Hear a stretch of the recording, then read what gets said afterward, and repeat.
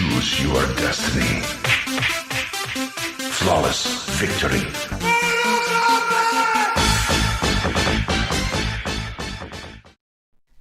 What's going on, guys? LordKing here again, back with another UFC preview show.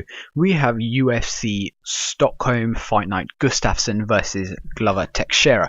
Alexander Gustafsson, one of my favourite fighters of all time. He is absolutely phenomenal. And Teixeira, the UFC's answer to Mike Tyson.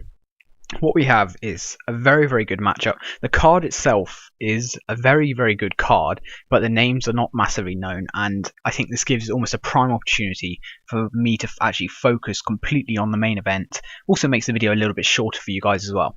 So I will just be going over the main event, the matchup, their records, the keys to victory, stats, well, everything you guys need to know about this main fight, Gustafsson versus Teixeira, this Sunday. As you can see, as I mentioned, the card, we have a normal card, almost the same amount of fights. It is quite a good card, as I mentioned. The matchups of each one can make for some very exciting fights, to be honest. I do feel it could be one of the better sort of fight nights, which tends to happen a lot when the names aren't on the card, so we expect the card to be not as good, but they normally speak for themselves, to be honest. One fight to look out for is Ozdemir versus Serkinov. Misha Serkinov is one of the best upcoming fighters. Anthony Rumble Johnson said he is one of his favourites as well, so keep an eye out for that fight. That is the co-main event. That could also be great, which is the one to look out for. But the fight that we all care about, to be honest, is this one. Alexander Gustafsson versus Teixeira. We can look into the matchup a little bit. So we have one from Sweden, one from Brazil. One, Gustafsson from Sweden, is a very, very good kickboxer training out of All Stars Gym. His boxing is absolutely phenomenal. His boxing coach is the former Olympic boxing coach. So it's a Swedish Olympic boxing coach. So he is very, very well versed in boxing. Teixeira, again, he's Brazilian, but I believe he fights out of Connecticut in America. John Hackleman, I believe, is one of his coaches, who's the same sort of person that trained Chuck Liddell. A similar sort of style in that stand-up sprawl and brawl, as they call it, type fighting. Both have that crazy sort of stand-up style. I don't think this will go to the ground, but again, Teixeira does have that sort of potential to do so. So let's go into a little bit more into how they actually fight. Gustafsson, he's more of a wear and tear sort of fighter. In his earlier sort of UFC days, he did have a lot of TKOs and decisions and things, but it's over this past recent fights he hasn't had the most sort of TKOs and KOs as of recent, that is. We can take a look actually into his record right about now. We can see a lot of his most recent fights have been decisions. So Jan Blachowicz, he obviously lost to Cormier, Rumble Johnson, beat Jimmy Manuwa, Jon Jones. So he's fought the top of the top people. And then we can look into Teixeira's as well. Jared Cannonier's most recent win, lost to Rumble Johnson, lost to Phil Davis, beat everyone else, Jon Jones. Prior to his loss to Jon Jones, he was on a 20-fight win streak, so it's crazy. The common opponent we all have here, though, is Jon Jones. Has beaten both of them. Now, Alexander Gustafsson's fight with Jon Jones was, well, maybe one of the best fights we've maybe ever seen in the light heavyweight division. It was unbelievable. Gustafsson has gotten to that final, the end of the race twice now. He's gone against Jon Jones and he lost, I think it was a split decision, and then he also went against Daniel Cormier and lost by a split decision again. So he's been to the very, very end against the best two fighters in the light heavyweight division twice and come out very, very close to winning, actually. It's, again, the Jon Jones one, a lot of people think he actually won it. I can see as to why people would think he would have won that fight. It does show to me as how he could have won it. Again, though, it was the first time Jon Jones had actually been against someone who matched him in physical stature. The reach Jon Jones still had, but again, it was that same physical stature, sort of outside type of fighting, being long, rangy kickboxers, utilising jabs a lot, utilising the push kicks a lot, those sort of things. And it was absolutely great to see Gustafsson go with Jon Jones the way he did. Gustafsson also famously pretty much taking Jon Jones down as well, showing to us how underrated his wrestling actually is. Well, how good his wrestling actually is, to be honest. He kind of proved to us he does have a lot more in the locker than we all thought. Again, taking Jon Jones to that split decision loss. Now, Glover Teixeira also did go against Jon Jones as well. Now, this wasn't as close of a matchup, to be honest, against Jon Jones when Glover Teixeira fought him. This was a pretty unanimous victory to Jon Jones. A lot of people were saying Jon Jones shouldn't enter the clinch with Teixeira because that is where Teixeira would be at his best, and Jones pretty much did it, and he excelled at it, showing why he maybe is the best fighter of all time. Just he did what he needed to do in the clinch against Teixeira. He lit him up with some pretty good elbows. He cut him up quite a bit as well. It was very, very impressive to see Glover Teixeira actually get beaten by Jon Jones in that sense at his own game, which is something Jon Jones does incredibly, incredibly well. Now, you may also have noticed another common opponent, this gentleman on the screen right now, who's also the recently retired Anthony Rumble Johnson. He pretty much lit both of them up quite badly with TKO finishes. I believe, well, the Glover Teixeira one, I believe, was a KO. I think Gustafsson's was a TKO, but he tore them both the new one, to be honest. It was the Teixeira KO was one of the most vicious sort of one-punch uppercut things I've seen in a hell of a long time. And it was very, very impressive to see. And the Gustafsson one, he clipped him. I think Gustafsson went for a front kick or something, maybe, and maybe missed it. And Rumble caught him quite well again, doing what he does best. Again, it's a shame that Anthony Rumble Johnson has retired, but it's a part of the game when you hopefully reach that stage in your career where you can retire when you want to and go into other business ventures. I suppose that is probably when you've made it as a fighter. Right, let's look into their keys to victory, how they will actually win the fight. Each fighter will win the fight. So first up we have Alexander Gustafsson. I've got the main things I think that I've put down here are the things that I think will affect him the most. Will affect his possibilities of winning the fight the most. Range with his jab and his front kick. The front kick he can utilize very well when he does use it. He doesn't use it the most, but his jabs are absolutely great, which follows on to the second point, which is the jab, the body jab, and then the combos coming off the jab. Again, one of the best sort of things that you kind of learn if you're doing any sort of boxing or any mixed martial arts. A jab can be one of the most effective ways to keep someone off of you or stop someone pressuring you, especially if your jab, like Gustafsson does, tags people with enough venom to prevent them coming forward, gives them a bit of a sting whilst they're at it, and that is what Gustafsson can do incredibly well.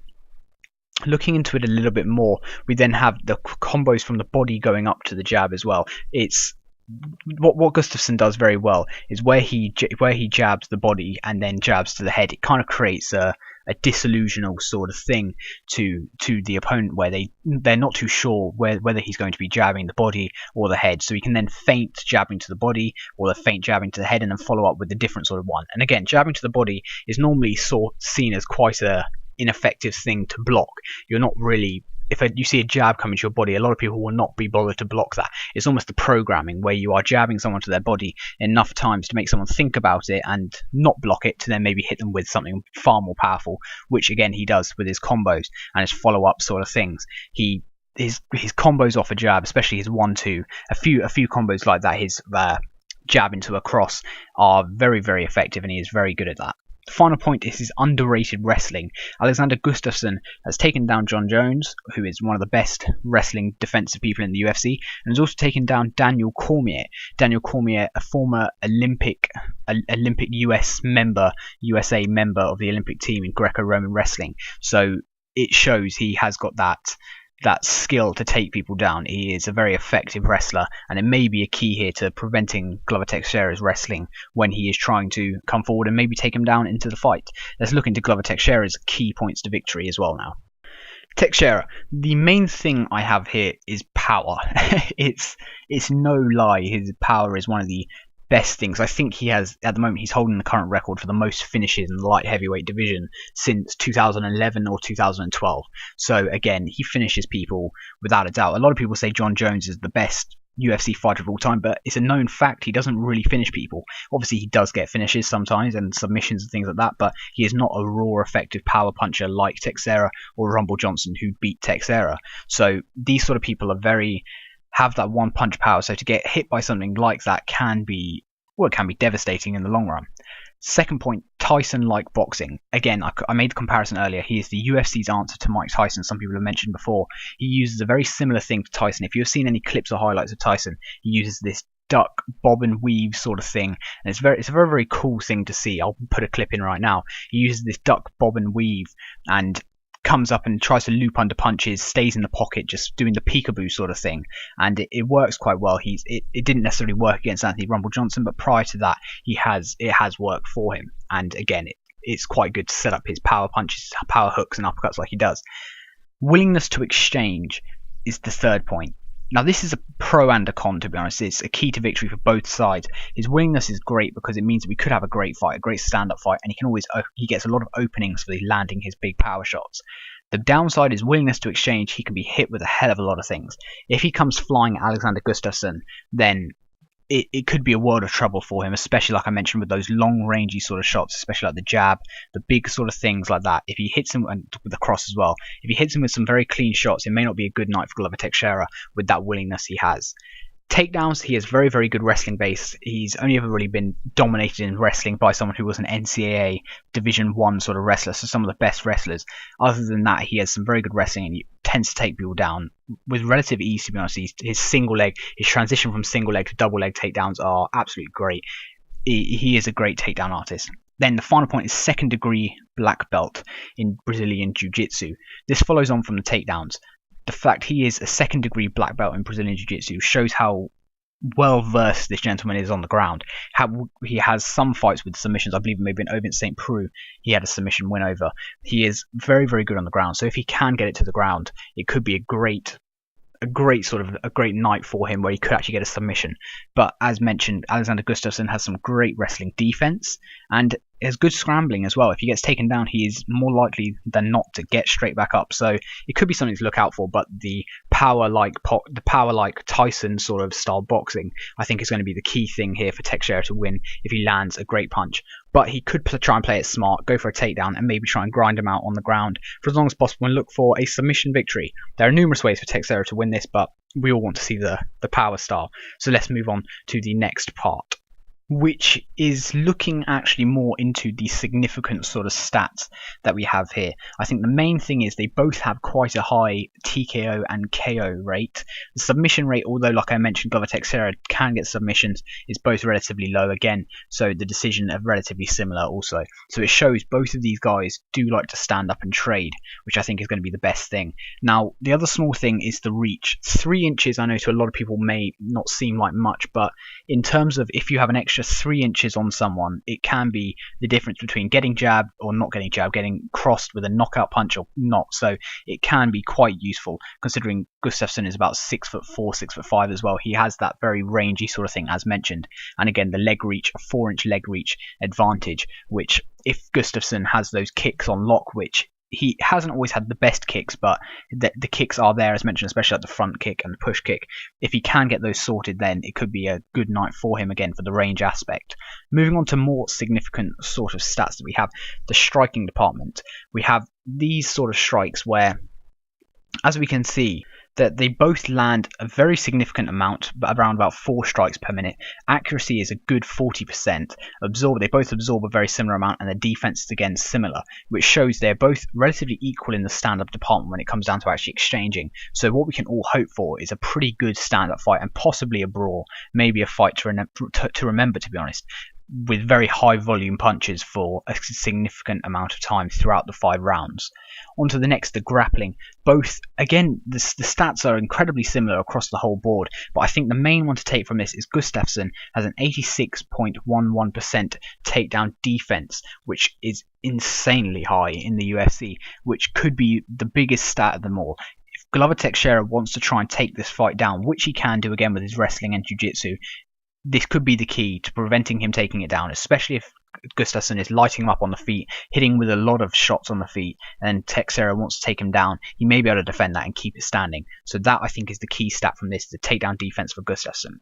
Now, the winner of this fight will go on to fight the winner of the rematch, Jon Jones versus Daniel Cormier, one that we are insanely excited for. It's going to be maybe the fight of the year, apart from the whole McGregor-Mayweather thing. This could be the fight of the year, and we're all insanely excited for it. It's going to be at UFC 214.